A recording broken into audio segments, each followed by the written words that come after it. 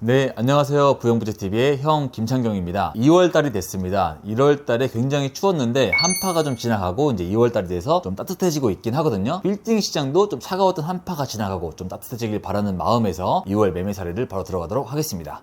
네, 매매 사례를 보기 전에 먼저 거래량을 확인하실게요. 지금 12월까지 거래량이 집계가 됐습니다. 바로 보시자면은 11월달에 92건이 거래가 됐는데 12월달에는 마찬가지로 92건이 서울시 상업용 부동산이 거래가 됐습니다. 9월달부터 조금씩 줄어들고 있죠. 이게 지금 현재 서울시 상업용 부동산 전체에 대한 집계거든요. 그래서 저희가 아무 보고 있는 케이스랑 다르다 보니까 제가 그 사례를 하나하나 보다 보니 한 9천만 원, 한 1억 2천 막 이런 사례도 많이 껴있어서 10억 이상으로 필터를 하면 어떨까 해서 10억 이상 상업용 부동산 서울시에 거래된 거를 집계를 해봤어요. 10억 이상으로 집계를 해보니까 12월 달에는 총 71건이 거래가 됐습니다. 마찬가지로 11월 달에는 71건이고 10월 달에는 78건이 거래가 됐어요. 양상은 대충 10억 이상이나 10억 전이나 거래량 숫자가 좀 줄어들었다 싶을 뿐이지 대충 양상은 비슷하게 가고 있습니다. 네, 그리고 지금 현재 대출 금리가 얼마 나오는지 바로 보시죠. 네, 현재 2월 6일자로 대출 금리가 나왔고요. 3년 금융채는 3.73%로 가상금리 1.3%를 더하게 되면 5.03% 정도의 대출 금리를 받을 수가 있어요. 네, 1월과 비교를 하자면 1월 달에는 총 금리가 약 5.7% 정도가 나오게 됐는데 1월 달에 비해서 0.7%가 줄어들었고 12월 달과 비교를 하자면 12월은 약 6%가 넘는 대출 금리를 받았었는데 그에 비하면 정말 1%가량이 떨어진 걸로 확인이 됩니다. 저희가 작년에도 예측을 했다시피 8%까지 가진 않을까라고 했는데 오히려 6%에서 더 올라가지 않고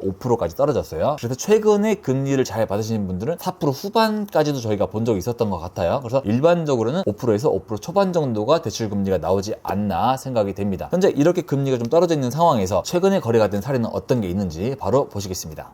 네, 첫 번째 사례입니다. 첫 번째 사례는 39억 5천만 원에 거래가 된 신사동에 있는 매물인데요. 위치를 먼저 설명을 드리자면 신사역이 여기 있고요. 여기가 이제 을지병원 사거리가 있습니다. 을지병원 사거리에서 이면도로 한 4m 도로에 들어가 있는 이 건물인데 간단하게 위치를 설명을 드리자면 바로 앞에 있는 이 대로변 건물이 옛날에 LA 다저스의 박찬호 선수의 건물이에요. 한번 구경해보자면은 박찬호 선수의 건물은 이렇게 생겼습니다. 좋은 위치에 큰 건물을 가지고 있으시죠. 이 골목의 뒤편에 있고요. 또 여기서 조금만 왼쪽으로 가면 여기는 이제 싸이 씨가 예전에 건물을 신축을 했던 그런 건물이죠. 개요 한번 보시죠. 네, 이 건물은 특이하게도 12월 달에 잔금이 넘어간 건물인데 주목할 만하다고 해서 원래 1월 사례를 제가 소개를 해드려야 되지만 12월 사례를 이례적으로 가지고 왔습니다. 본 건물은 12월 2일 날 계약을 했고요. 12월 19일 날 잔금을 한 그런 건물입니다. 매매가는 39억 5천만 원이고 토지 평당가는 1억 4,900만 원에 거래가 됐어요. 대지 평수는 26.4평이고 연면적은 33.53평입니다. 사실 이 평당가가 1억 4,900만 원이라는 게 이 인근의 시세에 비교를 했을 때는 비싼 게 아닌데 앞에 있는 도로가 4m 도로라서 굉장히 좁거든요. 그래서 이 건물은 이제 대지 평수도 26평밖에 안 되고 건물도 33평밖에 안 되는데 이 정도의 금액에 팔렸다라는 건 신사동이라는 프리미엄이 있고 신사동으로 30억대에 매입을 할 수 있는 건물이 없기 때문에 이 건물이 매각되지 않았나 라고 생각을 합니다. 이 건물이 히스토리가 굉장히 많이 있는 게 2009년도에 7억 5천만 원에 매매가 됐고요. 2014년도에 9억 8천에 거래가 됐어요. 2021년도에 30억 2천만 원에 거래가 됐고 22년도 2월 9일 날 37억 8천만 원에 거래가 됐다가 최근에 39억 5천만 원에 거래가 된 거죠. 그래서 막상 비교를 하자면 2009년도 8월에 7억 5천에 매입을 했는데 지금 약 13년이 지난 순간 5배 이상이 오르지 않았나. 그만큼 이제 이 건물이 사이즈가 작고 신사동에 있는 꼬마 빌딩이다 보니까 매매가 많이 된 그런 건물이다라고 생각을 하시면 될 것 같습니다. 금액대가 낮으면 낮을수록 대지 평수가 작더라도 수요가 많이 있는 경향이 있는 것 같아요. 그래서 이쪽 시세를 잘 보여줄 수 있는 건물이라서 제가 사례로 가지고 오게 됐습니다. 네, 다음 사례는 서초역과 교대역 사이에 있는 곳에 위치한 건물이고 교대 곱창거리 있잖아요. 뒤편에 있는 그 건물입니다. 개요 한번 보시죠. 네, 본 건물은 2022년도 9월 달에 계약을 했고요. 잔금일은 2023년도 1월 16일 날 잔금을 했습니다. 거래 금액은 129억 6천만 원, 토지 평당가는 8,100만 원에 거래가 됐고 대지 면적은 159.9평, 연면적은 448.6평의 건물이 거래가 되었습니다. 로드뷰를 한번 보시면 왼쪽에 있는 이 건물인데요. 전 소유주가 통으로 직접 사용을 하고 있었어요. 이 건물의 장점을 설명을 드리자면 보시면 이 주차장 있잖아요. 들어가는 여기가 지하 1층입니다. 지하 1층에 노출이 되어 있어가지고 사실상 건물이 굉장히 크게 나올 수가 있는 거죠. 그리고 아까 개요에서 봤던 보셨다시피 토지 평당가가 한 8,100만 원 수준밖에 안 돼요. 이 건물은 2011년에 지어진 신축 건물인데도 불구하고 건물가를 넣게 되면 한 7천만 원 수준의 평당가를 보여주고 있죠. 최근 이제 교대 쪽이나 서초 쪽도 거의 1억 이상, 1억 2천, 1억 3천 정도의 거래가 되고 있는 반면에 이 건물은 한 7천만 원대라고 했을 때 나중에 충분히 200억에도 팔 수 있을까 싶지 않은 그런 정말 저렴하게 나왔었던 그런 건물이었다라고 저는 판단을 하고 있습니다.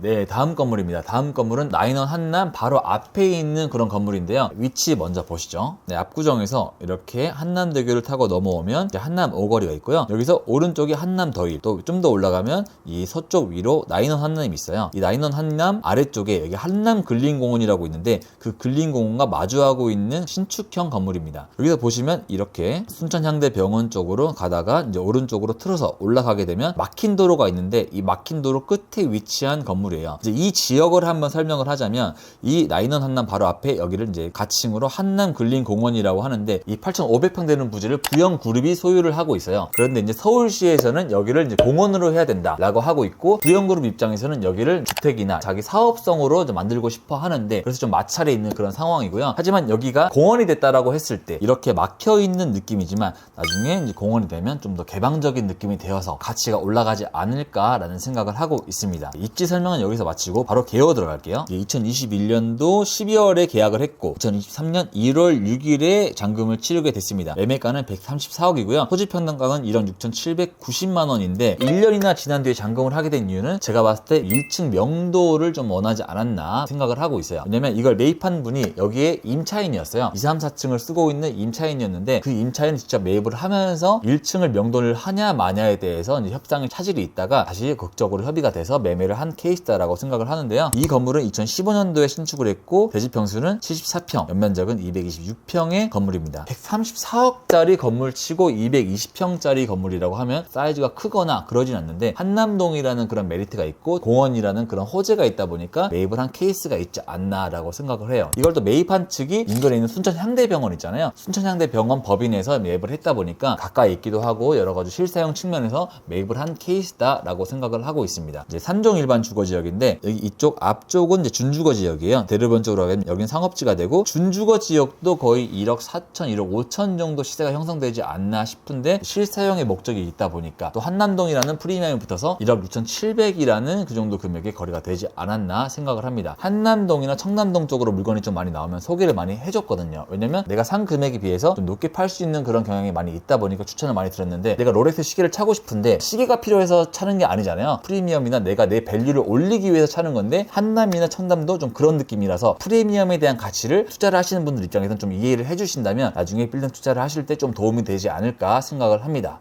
네, 다음 사례는 보기 드물게 오랜만에 동작구에 있는 사례가 나왔습니다. 위치를 먼저 설명을 드리자면 신대방 삼거리역에 있는 건물이고 이번 출구에서 나와서 이쪽으로 가게 되면 여기는 성대 전통시장이라고 하는 그런 골목이에요. 그 중간에 있는 굉장히 큰 건물인데 개요 먼저 보시죠. 네, 본 건물은 2022년 11월 22일 날 계약을 했고 잔금일은 2023년 1월 2일 날 잔금을 했습니다. 매매가는 135억에 거래가 됐고 대지 평수는 187평, 연면적은 839평의 건물입니다. 135억이라는 금액에 비하면 굉장히 큰 건물이죠. 방금 전에 한남동 건물이 134억이었는데 그게 224평이었어요. 그런데 여긴 신대방 삼거리에 있고 상도동에 있다 보니까 839평짜리 굉장히 큰 건물을 매입할 수 있게 됩니다. 이 건물의 가장 큰 특징이라고 하면은 수익률인데 수익률이 4.48%가 나왔어요. 최근에 매매 사례를 하거나 거래된 걸 보여드리면 3%가 넘는 게 거의 없었는데 서울권에 드물게 4% 중반이 나오는 건물이었죠. 토지 평당가가 한 7,200에 거래가 됐는데 이 토지 평당가가 사실 그렇게 크게 중요하지 않다라고 생각을 하는 게 이종 일반 주거지역이잖아요. 이종 일반 주거지역 같은 경우는 용적률을 200%까지 받을 수가 있는데 이 건물은 377%를 받아서 거의 2배 정도의 용적률을 받은 엄청난 인센티브를 받은 그런 건물이다라고 할 수가 있겠습니다. 연면적 평당가로 봤을 때는 1,609만 원이 나올 수 있고 1,600만 원 정도의 평당가라면 굉장히 저렴한 수준이기는 하죠. 또 이 건물도 스토리가 있어가지고 한번 제가 소개를 해드리도록 하겠습니다.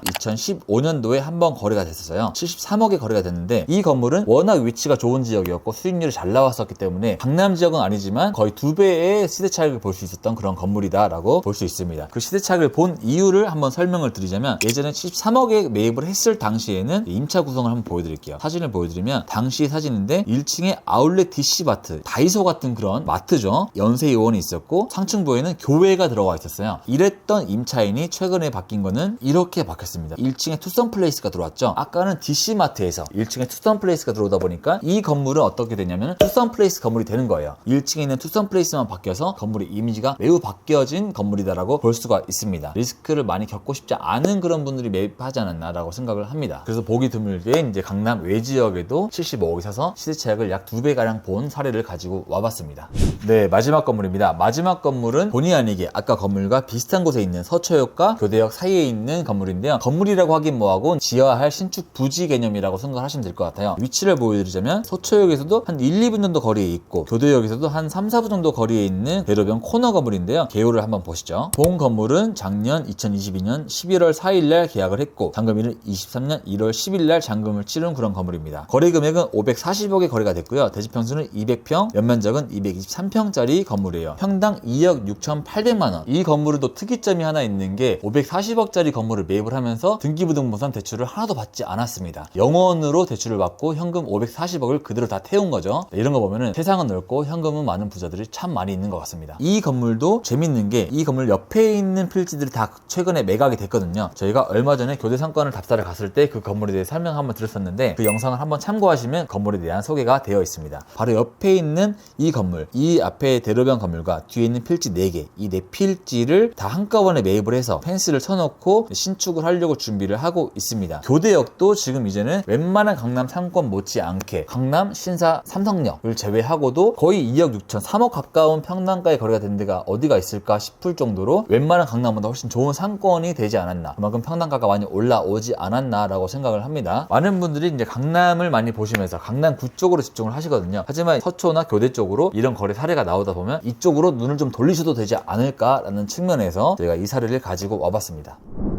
네, 이렇게 신사동의 30억대 건물부터 교대역, 서초역 쪽으로 있는 540억짜리 이제 필지까지 매매 사례를 보여드렸고요. 이번 달에 중요한 거는 금리가 계속 내려오고 있다라는 게 중요한 것 같아요. 많은 전문가들이나 많은 분들이 금리가 계속 올라갈 거다라고 했는데 지금 다시 4%대 후반까지 대출 금리가 나오고 있어서 이 정도 금리가 계속 유지가 된다라고 했을 때는 빌딩 가격이 더 떨어지지 않고 횡보를 유지하지 않을까 조심스럽게 예측을 한번 해봅니다. 6월 매매 사례는 여기까지였고요. 또 전 3월 달에 거래량과 대출 금리 또 매매 사례를 가지고 다시 돌아오도록 하겠습니다. 그럼 안녕.